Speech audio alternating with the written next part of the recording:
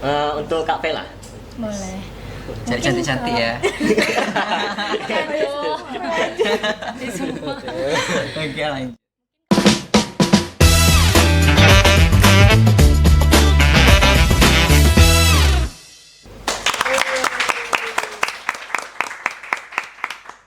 Hai Semaners. Kembali lagi di Satinkes, Pusat Informasi dan Podcast. Nah, kali ini di halaman YouTube SMA Negeri 1 Tempuling, kami tim jurnalistik mendapatkan suasana yang lebih baru nih. Kira-kira ada apa ya pada pagi hari ini? Nah, sebelum itu, perkenalkan saya Alif Surjul Kolbi sebagai host pada pagi hari ini. Saya Dina Sabila sebagai host pada hari ini. Dan saya Muhammad Sabri sebagai host pada hari ini. Nah, pada pagi hari ini kita kedatangan narasumber spektakuler. Siapakah mereka? Mereka adalah Duta Remaja Riau Indragiri Hilir. Mari kita sambut.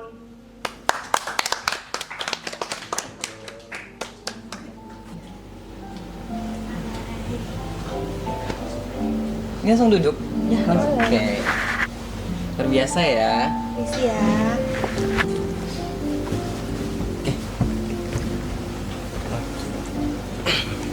Pagi teman-teman semuanya. Halo. Selamat pagi. Pagi. Nah, untuk permulaan, boleh tak sih teman-teman perkenalan dulu untuk teman-teman kami yang nonton di rumah? Oke, boleh. Mulai dari saya ya. Oke, buat teman-teman semua, perkenalkan nama saya Arifin Ilham. Saya salah seorang duta remaja Riau yang kemarin baru saja kami bersama-sama untuk mengikuti kompetisi ini untuk mewakili Kabupaten Indragiri Hilir. Dan juga saya berasal dari SMA Negeri 1 Tempuling. Baik, lanjut ya. Oke, baik. Halo semuanya, perkenalkan nama saya Marsha Aulia. Bisa dipanggil Aca, Caca, ataupun Marsha, senyamannya aja. Saya salah satu finalis Duta Remaja Riau yang kemarin berlangsung dan saya terpilih sebagai Duta Remaja Riau Persahabatan. Dan saya bersekolah di SMA Negeri 1 Tembilahan. Oke, baik. Halo semuanya, salam kenal. Perkenalkan nama saya Vela Ataki, bisa dipanggil Vela. Dan alhamdulillah pada perlombaan kemarin pemilihan Duta Remaja Riau, saya dinobatkan sebagai Putri Duta Remaja Riau 2 tahun 2025 dan saya bersekolah di SMA Negeri 1 Tembilahan Kota. Oke. Baik, halo semuanya. Perkenalkan nama saya Ahmad Rusni Habibi. Saya merupakan salah satu finalis Duta Remaja Provinsi Riau dan alhamdulillah terpilih sebagai Duta Remaja Inteligensia tahun 2025. Baik, terima kasih. Terima kasih juga. Kita langsung aja nih, gimana nih kabarnya pada pagi hari ini? Kabarnya luar biasa. Alhamdulillah. Baik sekali, perjalanan pun sangat panjang ya. Perjalanan. Apakah boleh diceritakan sedikit gitu perjalanannya tadi menuju ke sini? Oh, sepertinya yang harus menceritakan itu mereka-mereka ya teman-teman ya. Karena beliau ini emang orang jauh semua. Silahkan. Nah, jadi kan biasanya tuh Arifin yang dari Iya. Tempuling ke Tembilahan. Pada pagi ini terbalik nih, kami yang dari Tembilahan ke Tempuling dan rupanya jauh dan banyak sekali mobil-mobil besar. Nah, saya kan penakut ya bawa motor. Jadi tadi sempat ketinggalan jauh nih sama Habibi. Habibi laju kali bawa motornya, untung kita kejar. Ya kan, Bi? Iya, betul sekali. Jadi ngerasain lah ya selama ini saya ke Tembilahan belum ada ya. Iya, ngerasain. Tapi kan udah enjoy. Oh, udah enjoy ya, benar-benar. Kira-kira apa sih kegiatan para duta remaja di akhir-akhir ini? Kalau boleh tahu. Saya lagi izin ya, saya jawab. Untuk kebetulan kami bertiga kelas 12. Jadi mungkin kegiatan para duta ini lebih tersharing atau lebih sempit karena ujian kan. Kami kelas 12 semua kebetulan, kecuali ini yang paling kecil. Paling kecil ya. Nah, jadi kami pada ujian mungkin lebih sibuk untuk belajar. Untuk kegiatan duta mentok ikut Bunda Titin Triana sebagai pembina, sosialisasi dan juga hal-hal yang sebagainya sebagai seorang duta. Itu kegiatan akhir-akhir ini sih. Ya, itu. Jadi itu perjalanan selama menjadi duta remaja itu benar-benar kita betul-betul mengedukasi ya, mengedukasi teman-teman gitu. Apalagi untuk kayak sekarang kan kita tahu kan kayak remaja-remaja itu ada kayak pergaulan bebas ya kan. Apalagi nih beliau nih kalau untuk bagian untuk nyampaikan materi nih beliau nih. Iya, tapi juga kami juga tak menyempatkan untuk membangun personal branding Iya, agar juga terlihat di sosial media yang kemungkinan para remaja sangat antusias untuk mengetahui ataupun mengenal tentang duta ini sendiri. Kalau awal mulanya gitu, teman-teman mengikuti duta ini ceritanya tuh gimana sih? Pasti kan masing-masing punya cerita yang berbeda gitu. Boleh ceritakan? Oke, kayaknya kita dengarkan dulu yang dari ujungnya. Boleh. Silakan coba yang dari Tembilahan. Gimana tadi? Awal mulanya. Oke, boleh ya. Oke, awal mulanya ingin mengikuti duta itu sebenarnya salah satu personal branding pertama yang memang ingin membangun suasana yang lebih baru. Mungkin juga ingin mengenalkan lingkungan yang lebih luas lagi. Seperti kita ingin mencari relasi, mencari komunikasi ataupun belajar tentang hal-hal yang di luar sana lagi. Tetapi ada satu hal yang mungkin kita tahu bahwa sebuah prestasi itu perlu adanya proses dan usaha. Sehingga hal itu mengajarkan kita untuk bertanggung jawab, untuk memiliki sikap yang disiplin dan juga belajar terhadap suasana yang baru pula. Ya. Kok kayak saya jadi hostnya ya? Harap tinggalkan kebiasaan Anda hari ini ya, Bu. Saya jadi hostnya ya. Pak, Oke, lanjut kakak host. Bagaimana lagi? Boleh kakak yang di sebelah. Iya nggak Boleh. boleh. Sampai. Enjoy aja. Kalau dari aku, awal-awal mula perjalanan ikuti duta itu kan pertamanya ikut ke duta SMA Negeri 1 Tembilahan. Nah, di situ awal mula saya ngikut ke dunia pageant lah bahasanya. Jadi pas di situ saya diajak oleh Bunda Titin saat sudah terpilih menjadi duta SMA Negeri 1 Tembilahan untuk mengikuti ajang pemilihan duta remaja Inhil. Cuman awalnya ragu mau ikut, takut nggak bisa, takut potensinya nggak sampai ke sana. Tapi ternyata ada potensi yang saya punya dan saya miliki untuk bisa saya sampai ke sana. Jadi karena saya merasa saya mampu dan bisa, jadi saya mengembangkan apa yang saya punya. Dan alhamdulillahnya saya mendapatkan golden ticket untuk mengikuti ajang pemilihan duta remaja Riau. Itu juga menjadi salah satu kebanggaan untuk saya.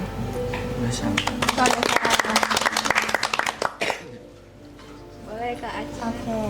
Kalau saya sendiri untuk awal mulanya itu mungkin karena iseng ya, awal mulanya. Iseng. Awal mulanya iseng di duta SMA Negeri 1 Tembilahan. Saya baru Vela. Jadi ceritanya saya kelas 10 ikut, Vela kelas 11-nya gitu. Cuman waktu di duta Semansa saya dapat runner up 2 yang bisa dibilang juara 3 dan itu juga masih kurang aktif.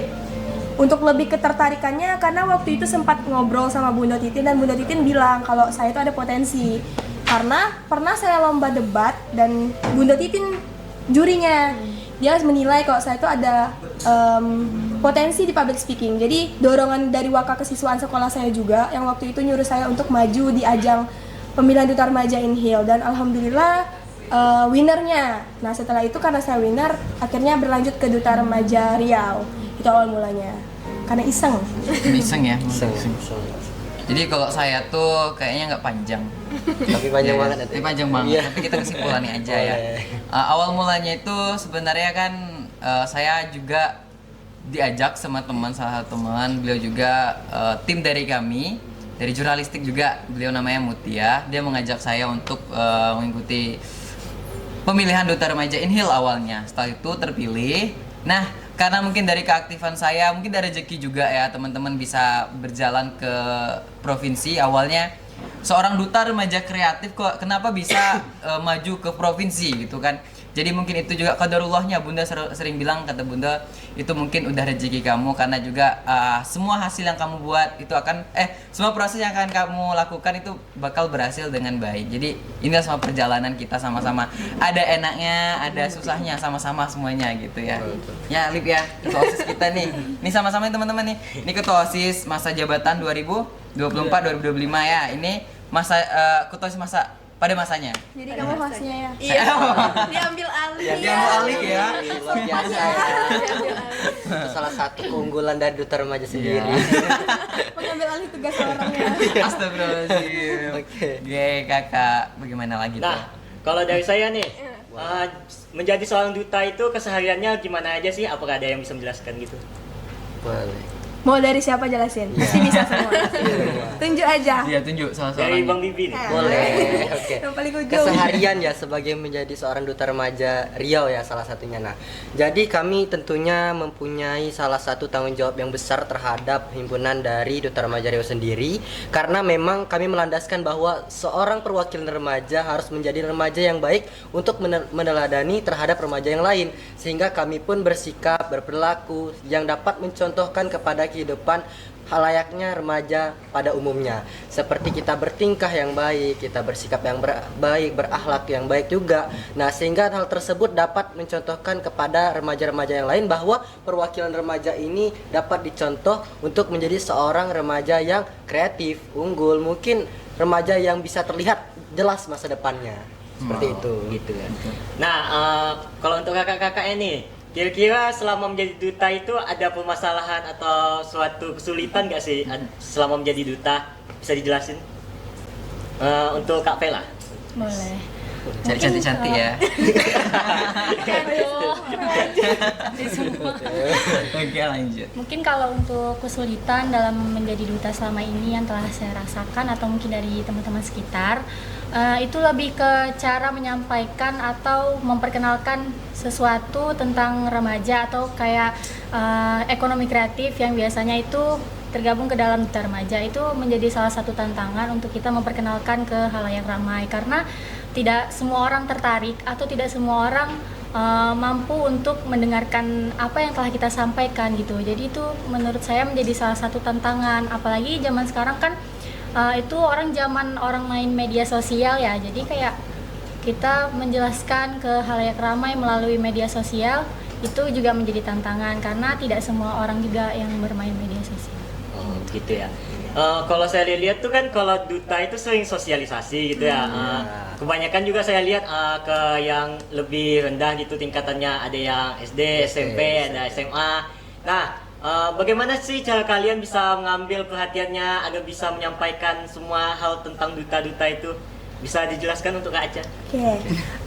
Untuk kita sebagai seorang duta ataupun sebagai public figure ataupun sebagai speaker lah ya, kita tuh harus bisa memposisikan siapa audiens kita. Kalau dari saya punya prinsip, kalau saya berbicara dengan anak SD, maka saya harus menurunkan ego saya. Ibarat kita bagaimana membawa suasana itu agar hidup.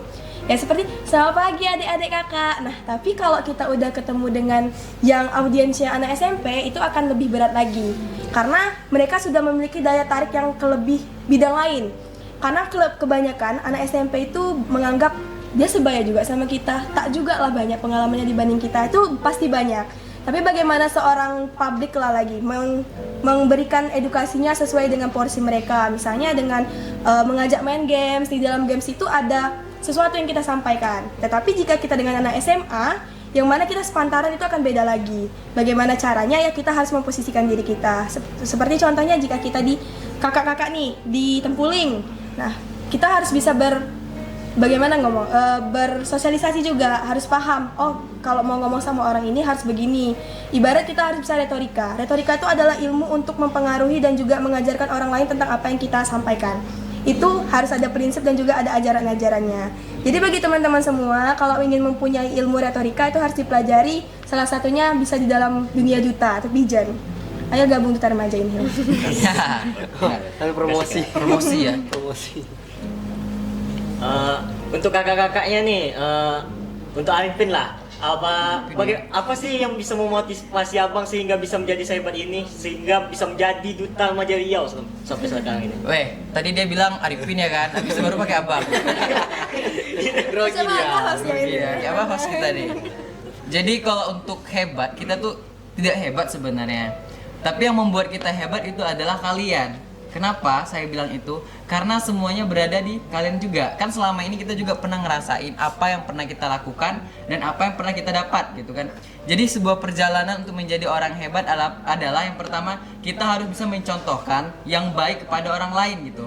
Mungkin selama ini kita berjalan, terus kita juga selama ini fokus dalam sebuah tujuan gitu. Itu tak lepas dengan apa yang kita dapatkan gitu. Jadi apa yang kita inginkan berproseslah dengan sesuai dengan apa yang kita inginkan gitu.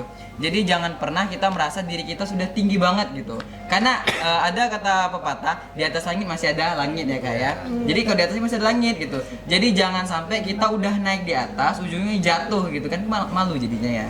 Jadi tetaplah kita rendah hati gitu. Karena semua proses pasti ada, semua jalannya pasti ada prosesnya gitu. Jadi buat teman-teman semua, ayolah sama-sama kita semua juga udah jadi orang hebat. Tapi untuk teman-teman semua silakanlah sama-sama kita untuk membangun personal branding ya kan, karena kita harus membangun personal branding kita gitu. Iya, iya sama-sama. Oke kak, buat kakak-kakak semua nih, gimana sih cara buat kakak-kakak semua agar bisa membagi waktunya antara kegiatan duta dan kegiatan sekolah gitu kak? Boleh dari Arifin dulu. Oh iya, sayang banget. Oke. Mulai dari Arifin ya. Jadi saya mau klarifikasi ya. Jadi selama ini ya teman-teman ya, mungkin dari saya tuh orangnya mungkin bisa dikatakan super sibuk gitu ya, bahkan mencari kesibukan sendiri gitu. Betul. Sebenarnya. Betul kata dia. Jadi teman-teman selama ini saya itu alhamdulillah bisa kok membagi waktu, yang mana jam sekolah dan yang mana jam untuk saya action gitu ya, untuk bersosialisasi gitu. Jadi selama ini saya di rumah sebenarnya saya buat jadwal. Jadi untuk jam segini itu waktunya saya di sekolah sampai jam segini. Jadi kalau misalnya di sekolah saya ada tugas, misalnya kalau saya kan juga tergabung dari tim jurnalistik ya. Di jurnalistik hari ini misalnya akan ada mengadain rapat gitu. Jadi hari ini jadwal saya seperti ini. Jadi saya susun dengan baik-baik gitu. Karena yang saya lihat apa yang saya lakukan pasti berdampak, ada resikonya gitu ya. Jadi yang saya pikirkan sekarang tuh resikonya apa, benefitnya sama saya apa. Jadi kalau misalnya resikonya itu masih bisa saya tangani dengan baik, saya tetap teruskan. Tapi kalau udah berisiko tinggi, nah itu saya bisa paling kayak ibu minta tolong sama pembina atau sama yang lain ya kan. Tapi kalau untuk kayak misalnya teman-teman Arifin, yuk kita ngadain kegiatan kayak gini, saya juga nengok jadwal dulu gitu. Jadi supaya tidak bisa terganggu antara satu sama lain gitu. Jadi harus bisa membagi yang mana kewajiban, yang mana yang sunahnya gitu kan, ibaratnya gitu. Kalau dua-duanya kewajiban? Kalau semua kedua-dua nggak ada caranya dua-duanya kewajiban bang. Ada ya? Oh mungkin ada itu ya. Semua orang. Di kodok aja ya? Di kodok ya, di kodok. Udah kebiasaan kodok ya? Kamu yang ngajarin tadi. Astagfirullahaladzim.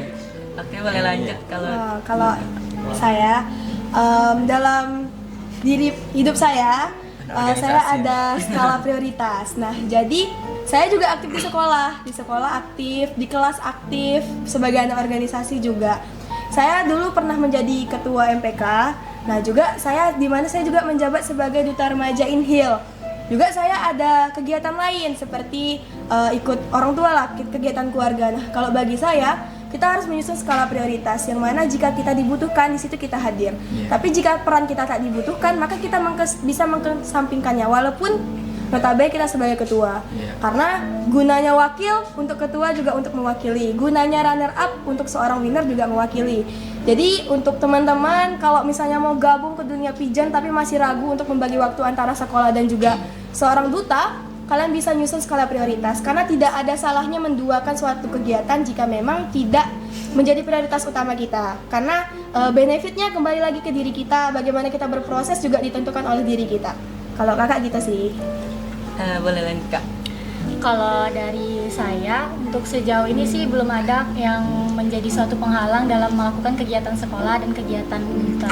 Karena selama ini yang saya lakukan itu seimbang. Jadi kalau misalnya kegiatan duta, ya lagi ada kegiatan duta, ikut duta. Tapi kalau misalnya lagi ada tugas sekolah nih, nah disempet-sempetin waktu untuk ngerjain tugas sekolah atau kegiatan sekolah. Jadi nggak keteteran untuk melakukan dalam suatu kegiatan. Jadi masih seimbang. Terus juga kalau ingin menyeimbangkan antara keduanya itu harus konsisten. Misalnya udah ada nih jadwal jam berapa belajarnya. Kalau dari saya sih biasanya belajar subuh-subuh. Kadang tuh kalau ngerjain tugas subuh dulu kan, sebelum sholat subuh itu biasanya ngerjain tugas dulu. Jadi nggak akan keteteran dengan tugas duta. Karena biasanya kan tugas duta pastinya setelah pulang sekolah gitu kan. Jadi nggak pernah ada yang namanya kesulitan dalam menyeimbangkan dalam kedua kegiatan tersebut. Masih aman. Oke, kalau dari saya sendiri, saya lagi. Iya, Mandiri. Mandiri belum disuruh, Bang. Saya sendiri ya. Kalau dari saya sendiri sebenarnya sudah dirangkum dari ketiga orang ini. Jadi tinggal mengkesimpulkan ya. Karena memang dari saya awal masuk SMA pun saya sudah terlatih untuk menjadi seorang yang aktif. Salah satunya saya telah bergabung dari dunia pageant itu dari kelas 10, yaitu pertama itu Duta Baca SMA Negeri 1 Tembilahan. Alhamdulillah saya terpilih sebagai winner. Nah, dan juga saya juga sama seperti Aca, kurang lebih saya juga aktif di organisasi. Salah satunya itu di organisasi Rohani Islam. Saya saat itu terpilih sebagai wakil dari Ketua Rohis. Nah, jadi bagaimana cara saya menyeimbangkan itu tentunya sama seperti teman-teman yang lain telah jelaskan tadi, dengan skala prioritas, dengan menyeimbangkan, dan juga dengan menyusun jadwal-jadwal yang ada. Sehingga apapun yang saya lalui pada saat itu sangat mudah sekali, sangat lancar sekali bagaimanapun cara kita untuk melihat dalam keadaan kita sendiri. Bahkan saya di kelas 11 pun masih tetap aktif. Nah, jadi saya juga terpilih sebagai duta SMA Negeri 1 pasangan dari Kak Vela sebagai seorang winner, dan juga saya terpilih lagi nih sebagai ketua dari organisasi Rohani Islam. Nah, jadi dari pengalaman-pengalaman ada di waktu kelas 10, pengalaman ada yang di kelas 11, jadi saya sangat berpikir bahwa saya mampu untuk berada di kelas 12 untuk melanjutkan ke sesi yang lebih tinggi lagi. Salah satunya itu ialah Duta Remaja Riau. Nah, di sisi lain pun saya juga aktif dalam berorganisasi, tetapi ketika kita meninggalkan organisasi tersebut, kita harus memulai dampak yang baik ataupun dampak yang positif terhadap apa yang kita tinggalkan. Sehingga kita pun dapat dinilai bahwa apa kegiatan yang kita lakukan selama ini dapat berdampak yang baik dan juga positif. Oke. Untuk kira-kira dari duta ini kan pasti sering lah mendapat kritikan yang berdampak gitu, kritikan yang negatif dan lain-lain sebagainya. Terutama Bang Ipin nih, soalnya kan dia dari SMA Negeri 1 Tempuli juga kan, sama dengan saya. Dan saya sering dengar tuh banyak kritikan yang buruk tentang duta. Bagaimana tuh cara Bang Ipin menanggapinya? Haters soalnya. Terus ya. Jadi saya harus cerita ini. Harus ya, jadi untuk menanggapi ya, atau menanggapi kritik. Jadi selama ini memang ya, untuk kita menjadi orang yang aktif itu benar-benar pasti kita akan merasakan yang namanya dikritik ya kan. Tetapi saya juga punya prinsip, selagi kamu tidak disenggol, maka jangan senggol orang tersebut. Tetapi ketika kamu sudah disenggol, maka bacoklah dia. Nah, seperti itu kan? Senggol bacok ya. Senggol bacok jadi ya. Jadi selama ini alhamdulillah untuk saya sendiri itu untuk menanganinya dengan senyum saja. Karena apa yang mereka lakukan, apa yang mereka buat itu nggak sebenarnya apa yang diceritakan sama mereka gitu kan. Saya juga punya prinsip gini teman-teman, bahwasanya kalau kalian orang baik, sebaik apapun kalian, kalau memang orang tersebut nggak suka sama kamu, mau cerita sebagaimanapun tentang kebaikan kamu tetap buruk di mata dia. Kalau memang ya dia yang nggak suka dengan kita ya. Tetapi kalau orang yang sudah suka dengan kita mau cerita tentang kebaikan kita, mau selama ini kita kayak gitu, gimana, kamu orang apa, kamu kenapa, kamu dari keluarga mana. Kalau memang orangnya itu benar-benar suka sama kita, udah paham tentang kita, mereka nggak butuh itu gitu. Jadi selama ini saya ya, kalau memang mereka menceritakan saya misalnya selama ini Arifin gini, ya udah itu opini mereka. Tetapi kan belum tentu apa yang diceritakan sama mereka, apa yang difikirkan orang mereka itu yang saya lakukan, kan tidak gitu. Jadi selama ini saya memang punya niat baik gitu. Saya ingin menginspirasi anak-anak muda. Makanya selama ini saya setiap kegiatan-kegiatan saya upload buat teman-teman semua di Instagram, di segala macam gitu. Jangan lupa follow Arifin. Jangan lupa follow Arifin 26. Ada di bawah ini. Iya. Ya, kayak gitu lah teman-teman kiranya. Tapi kalau mungkin nanti mau lebih panjang lagi kita adain khusus ya. Kayaknya dari saya banyak nih. Oke, silahkan satu episode ya. Arifin aja ya. Oke, gitulah Abang Abi. Nah, kalau untuk Kaca nih, tentunya tidak asing lah kan dengan yang namanya kritik dan saran begitu. Gimana sih cara kakak menanggapinya? Oke, kalau dari saya sendiri, sebenarnya saya tak pernah dapat kritik ya, karena saya ini duta persahabatan. Iya ya. Itu saya Sahabat semua. Tapi ada saran untuk teman-teman kalau ngelakuin sesuatu, kritik itu penting buat Yes, kita. betul. Bagaimana cara kita menanggapinya itu tergantung bagaimana pribadi kita. Kalau bagi diri saya sebagai kita seorang duta, kita harus bisa mengambil apa yang benar, apa yang salah dari sebuah kritik tersebut. Kalau memang kita tidak melakukannya, jangan kita dengerin ya, senyumin aja, buktikan dengan apa yang kita toreh. Lakukan banyak prestasi, maka mereka akan tertampar sendiri dengan kritikan mereka. Karena teman-teman harus tahu, tidak ada orang yang benar-benar baik. Semua orang itu adalah orang munafik. Tentang bagaimana cara kita menunjukkan diri kita saja. Karena teman-teman harus tahu, di antara orang jahat ketika kita menjadi orang jujur, maka kita lah orang munafiknya. Bener kan? Iya, benar. Ya itu kalau dari saya. Oke, terima kasih Kak. Ini lewatkan aja. Nah, untuk Kak Vela nih, gimana tanggapan terhadap kritik-kritikan yang tersebar, misalnya kritik yang berdampak untuk duta gitu?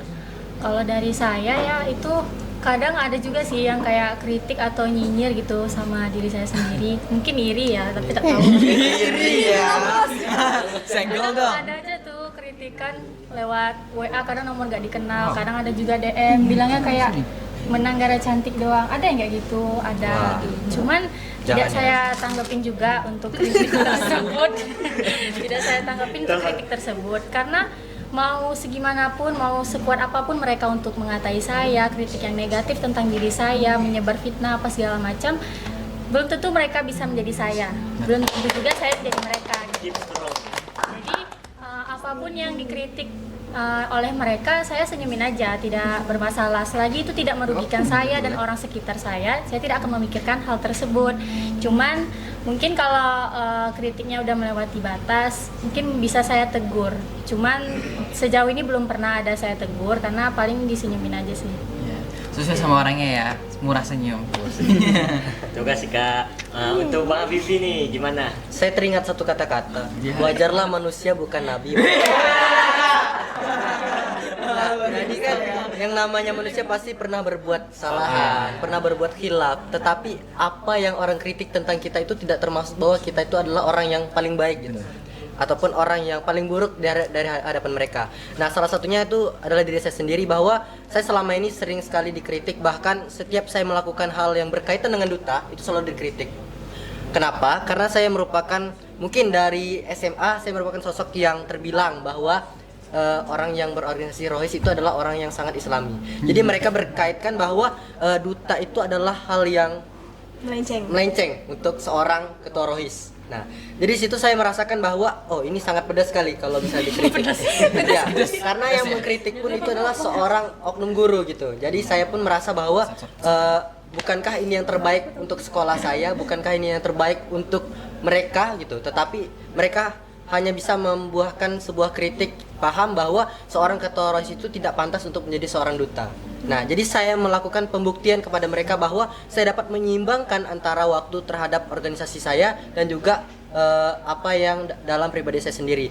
Bagaimana cara saya membuktikannya? Waktu itu saya terpilih sebagai ketua Rohis, tapi juga saya terpilih sebagai duta baca SMA Negeri 1 Tembilahan.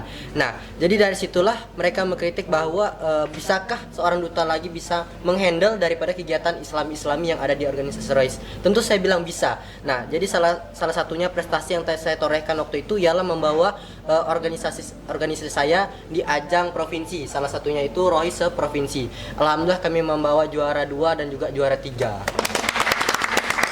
jadi dari pembuktian tersebut pun saya sebagai ketua Rohis pun sangat bangga melihat apa dari pencapaian saya, tetapi juga tidak luput dari kritik mereka. Bahwa dengan kritik mereka lah kita dapat membuktikan hal yang sebenarnya tidak nyata tetapi itu fakta. Iya, luar biasa. Jadi yang semangat. Iya, jadi harus semangat ya. Iya, benar. Jadi kalau misal jatuh, bangun lagi gitu ya. Jatuh.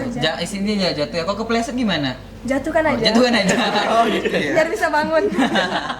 Oke, luar biasa. Gak jatuh nggak bangun. Iya. Nah nih, di Duta Remaja pasti teman-teman semua punya programnya masing-masing kan. Boleh tak sih kami tahu programnya itu apa aja, terus tujuannya tuh apa aja gitu? Oke, boleh. Siapa duluan, Kak? Cap-cip Kayaknya kakak-kakaknya nggak sabar gitu. Sabar ya. Oke. Oh, Bang Aca, oke. Kalau program kerja selama di Duta itu tak mentok sebagai seorang edukasi. Iya. Karena Duta ini kan manusia biasa. Juga kita sebaya. Ada banyak hal-hal yang sebenarnya tidak boleh dilakukan seorang duta, tapi dilakukan juga walaupun kita sebagai duta.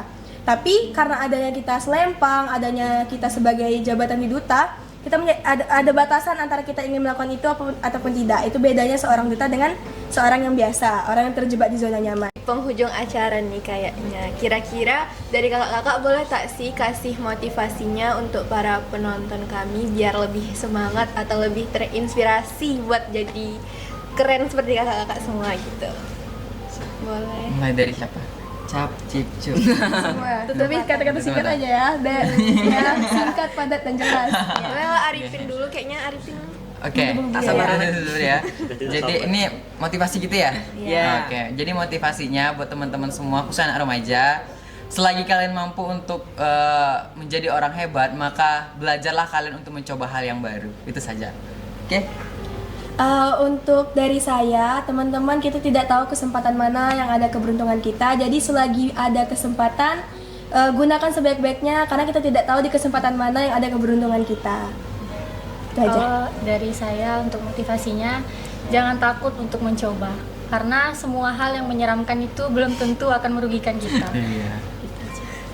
Oke, baik. Untuk teman-teman para penonton yang menonton kami pada saat ini, untuk kata-kata dari saya itu ialah ada salah satu pesan dari lagu Wali, yaitu hidup indah bila mencari berkah. Iya. Yang artinya apapun kehidupan yang kita lakukan, tetaplah beribadah dan juga berharap kepada Tuhan Yang Maha Esa, karena keberkahan akan datang kepada diri kita sendiri dengan keberuntungan yang akan menghampiri. Insya Allah. Baik, terima kasih. Dari Wali ya tadi.